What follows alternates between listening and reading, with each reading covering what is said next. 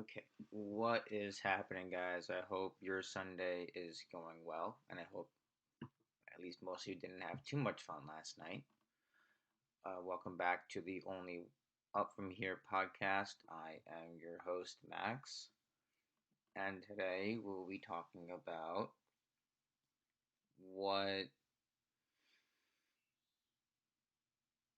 it was like for me, or what my first time going away to college was like.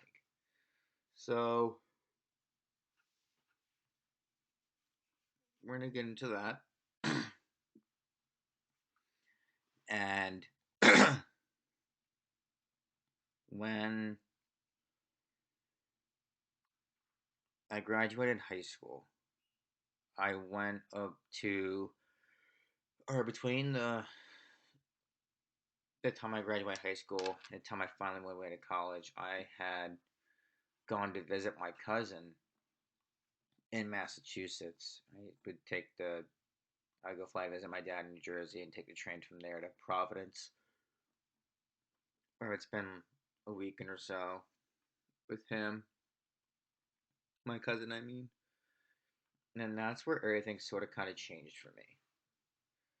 And it changed for me in the aspect that for what changed for me in the aspect that he showed me how to be more confident. He unlocked the confidence I didn't know I actually had. Hanging out with him and his friends and whatnot. But he unlocked a lot of confidence for me, and that was really big. So when I finally got to college, and I went to Nova Southeastern, down in Fort Lauderdale, and I remember just being feeling more confident than I had ever before, because I had had a chance to recreate my image. And the image I created was that of this ultra confident person. Like, I developed a certain walk, a certain appearance. And I remember me and this friend I had that I met during orientation, freshman orientation. And we walked all over the freshman dorms and we knocked on every girl's door and introduced ourselves. And that was a pretty big thing for me, just because I never would have done something like that before I left.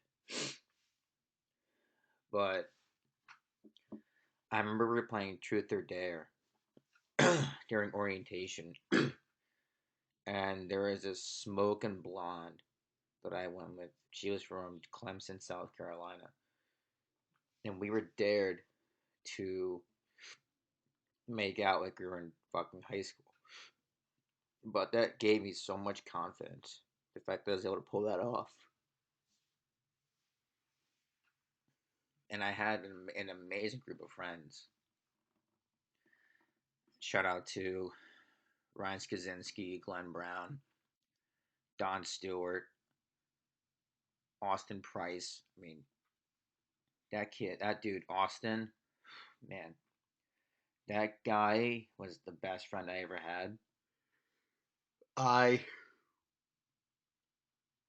told him more things about myself than I had ever told anybody outside of a therapist. And it did so many things for me and how I felt about myself. And Matt, he kept me on the straight and narrow.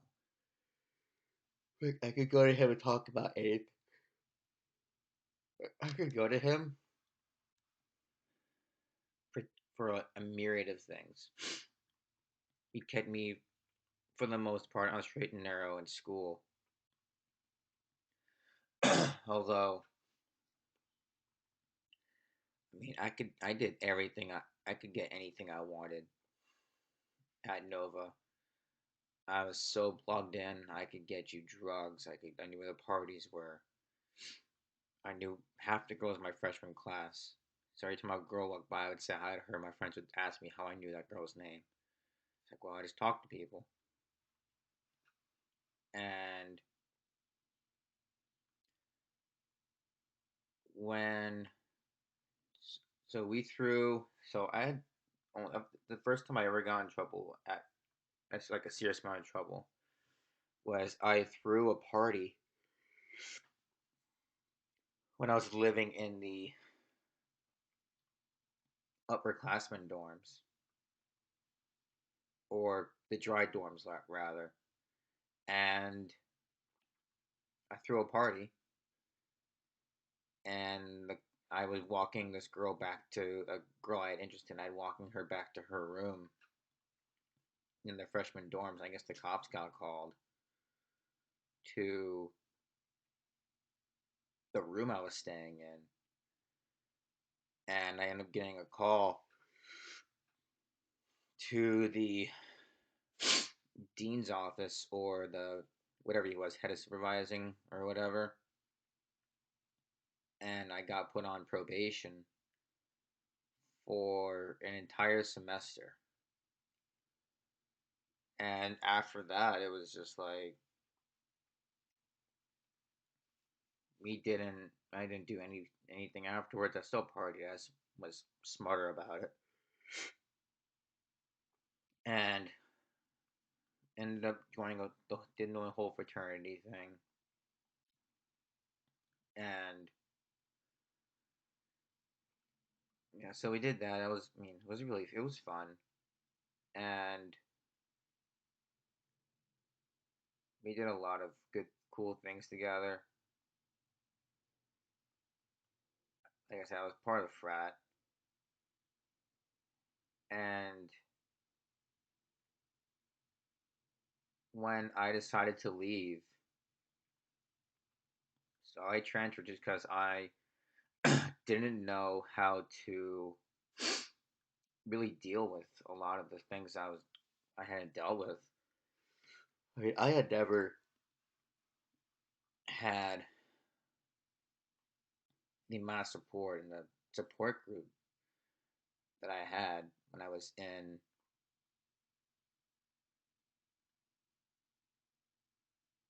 You know, I had never had the support system that I had gained when I was during my time at Nova. So when I came back and I transferred back home to live, to go to Seminole State. That was more of a going off the proverbial deep end.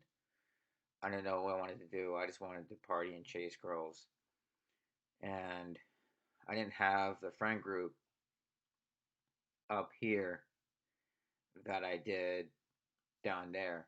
And I mean, I miss those guys, like people like Austin and all those boys. They were such a big help in my development into becoming who I became now, or who I would end up becoming. And it was in that time I dated the girl I lost my virginity to. And how that worked was, or how that happened was, I think she was a Facebook or Tinder, one of those fucking things. And I used to, for those who don't remember, I used to pick up well, okay, for context, I used to use Facebook to pick up women, because I think that was before the advent of Tinder. So this was like 2012, 2013, and it was before I decided to go into the military because I had flunked out of Seminole State. I didn't want to, like I said, I didn't want to go to school. I didn't want to work. I didn't care about any of that. So I was like 19 years old. I didn't give a shit. But this girl, I'm not gonna put her name out there just because I don't want to do that to her. And but I had this image already pre-created that I wasn't gonna care. She was never someone, or at least looking back now, she was never someone I was ever gonna get serious with. And so, long story short on that one, so we hooked up in the back seat of my Volvo 860 wagon in front of her parents' house. And this was also the my first pregnancy scare, as I had to rush to CVS and spend $50 on Plan B because I didn't know what to do. I called all my friends. For context, she told me she was on birth control, and she hadn't taken it that night. So after we performed the deed, she told me she hadn't taken it, and I kind of freaked out after I left. And I called everybody under the sun. I called my cousin. I called my friends down at Nova, and they told me to go get Plan B. So I went and did that. Made her take it the next morning.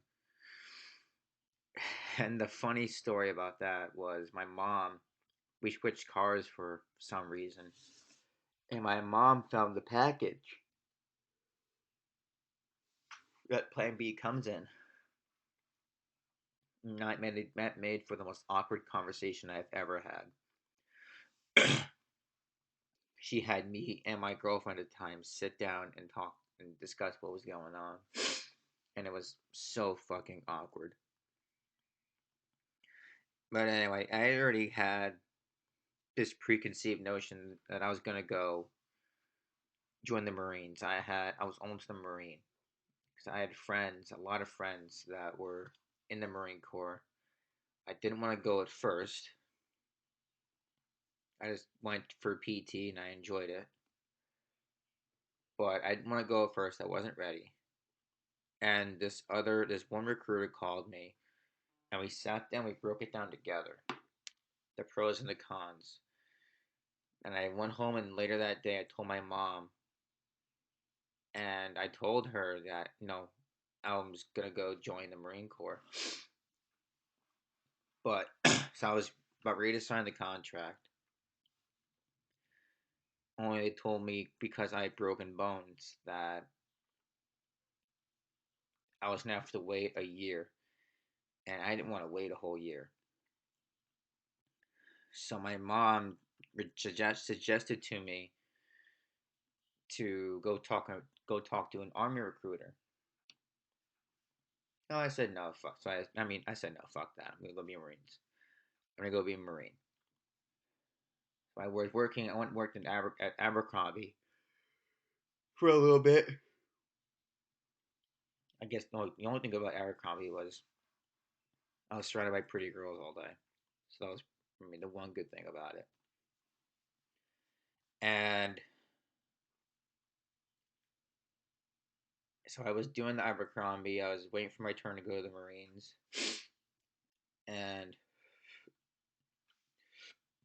I wasn't trying to wait. So my mom was keep pushing me to go talk to the Army recruiters. I eventually went and um. Actually, let me backtrack. I was working at Abercrombie, and I also worked as a farmhand on this farm that my sister rode at the time. I was working at Abercrombie. I was mucking horse stalls, and so at one point, I think this was around August. or July, maybe early September. And I went and go talk to an army recruiter, signed a dotted line. They got me shipped on. Well, after I broke up with the girl I was dating. We only dated like a month, and we had a lot more issues than I realized. There's a lot of drama, but I got my ship that I left for Fort Benning, Georgia, on November 13th, 2013. And that's going to be an episode for next time. Anyway, I appreciate you guys listening. I know this episode was kind of all over the place. At some point, I do want to get people on for like guest appearances and shit. But that's me further down the line. If you guys can like and share this and let people know about this, I would appreciate it. You can find me on Instagram at maferguson94. You can follow me on TikTok at maxferguson94. And I appreciate all of you, and I will see you again, hopefully next Sunday.